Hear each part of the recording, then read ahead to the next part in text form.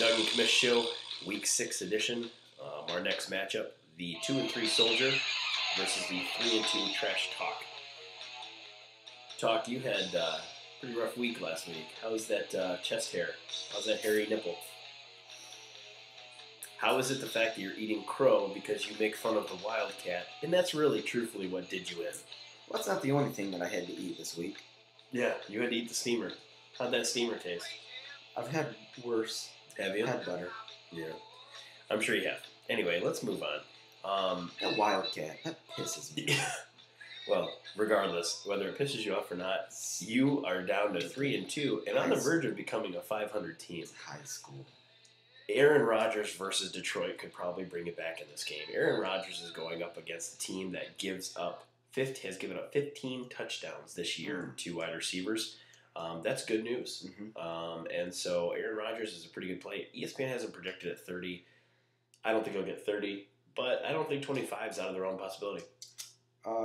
Me individually, I need him to pump in around the mid-40s. Okay. Because the rest of my lineup sucks. Okay. Well, Ben Roethlisberger against Cleveland, I don't think is going to be a very good matchup for you. But surprisingly, Cleveland doesn't give up a lot of stuff in the air, mainly because people are running all over. And there's no need to pass against them. They're already winning 21-0 at halftime. Yeah. Well, I'm going to give this one to Rodgers. I think it's pretty easy to see. Earlier, you had Steve Slayton out of your lineup, and you had, I was going to say Bam Morris, but Sammy Morris. Same thing. Really, why'd you have him out? Was it a motivation type thing? Were you trying to get him to, see that he needed to play better? Boy. The Fantasy Football Trinity, me and Parcells and Knight, got together, and we've been struggling with Steve since we drafted him on number 3 overall. Yeah. We drafted him, and he's been nothing but a giant, fat disappointment, for lack of a juicier term. He's just been a horrible, horrible disappointment to trash, and we're trying to spark something in him. Mm-hmm. Well, you put him back in the lineup. Not a great matchup, but not a terrible one. But him going up against Cincinnati and then top 10 defense against the run, the Bungles. Chris Johnson against New England. New England actually, they're okay about mid-range. They're average, sure. Other side of things, Peterson, Mendenhall.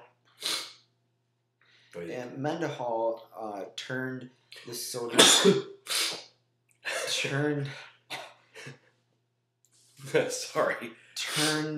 the fortunes around for the Soldier. Yeah.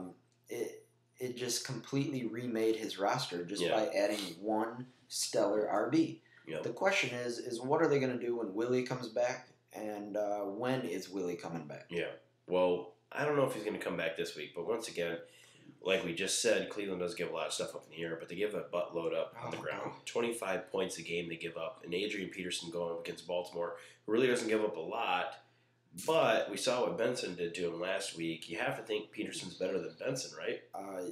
I wouldn't be scared unless they brought back the 85 Bear defense. Yeah. That's the only defense that I can remember that I would not play Peterson against. You were alive in 85? Oh, I was alive and well. All right. I'm giving the edge to the Soldier on this one. I don't think Mendenhall's going to be getting near the projections that he has, but nonetheless. He won't need to, necessarily. I mean, between him and Peterson, they completely outdo Trash's RBs. All right. Steve Smith, Dennis Northcutt, Devin Hester. Kind of surprised he's rolling Dennis Northcutt, but the numbers seem to be okay. He got a lot of targets. Unfortunately, he can't catch the ball. That's always been a struggle for Dennis, and that's why Jacksonville traded him for, a completely injured strong safety, third string. But he's going to get his targets. He got in the end zone last year when he accidentally caught one. Yep. Last week when he, somehow grabbed one. Yeah. But I don't like Hester or Northcutt. But I think Steve Smith makes up for the other two shortcomings. I'd agree with that. You're rolling Bernard Berry and Mark Clayton and Donald Driver. Yeah, I don't even know what to say. I noticed that you picked up Ben Watson. What are the chances of Ben Watson playing in that wide receiver tight end slot? 50-50 right now, Doug. Mark Clayton isn't even at the facility yet. Yeah. We still got to get him in and see if we can find him a uniform. So I don't know if he's going to, even make make the trip. Well, Ben Watson going up against a team that gives up about 10 points a game to tight ends, so not a bad play necessarily. Brent Selleck, I do like Brent Selleck. Unfortunately, Oakland doesn't give up a lot of points to the tight end. They give up everything to every position. Well, they do, but the tight end only scores about 4 points a game against Oakland. But I still like Selleck, and I like what they're doing with him in Philadelphia. Me too. Let's go with defense. Saints against New York Giants. Interesting stat here. How many points do you think the Giants give up on offense? Or how many points do you think opposing defenses score against the Giants? What difference does it make on the Giants? Let me just ask you. Answer the question. 12. No. The people that are playing the Giants score negative 0.2. That means they don't score at all. They actually get negative points. I like that stat. So you got the Jets rolling against Buffalo, which is by far a great matchup. 11 points a game that the Jets, should be able to expect here if the Jets can play. The negative, again, against the Wildcat really hurt you last week. Stupid.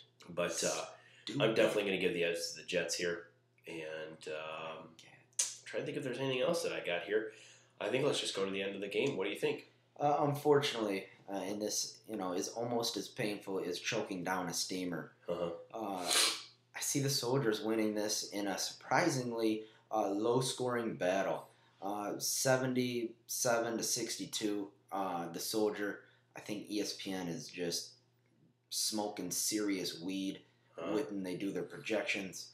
As I see them, I don't see half the scoring that they do, but I still see Soldier walking away with a pretty boring win. Well, I'll be honest with you. I think this is going to be pretty funny because you've been dogging Soldier since day one. And now he has a chance to have a revenge game against you. And so I think it's going to be your chance to eat crow. And I'm going to actually go with the Soldier on this one. With the same thing with you. I think he's going to be 3-3, and you're going to be 3-3. And you're going to be hating life. And you're going to have a lot of explaining to do. Want to eat anything more from this league. I'm full. Well, I think it's going to happen. I'm going to go with Soldier as well. We'll be right back with our next matchup. My nose.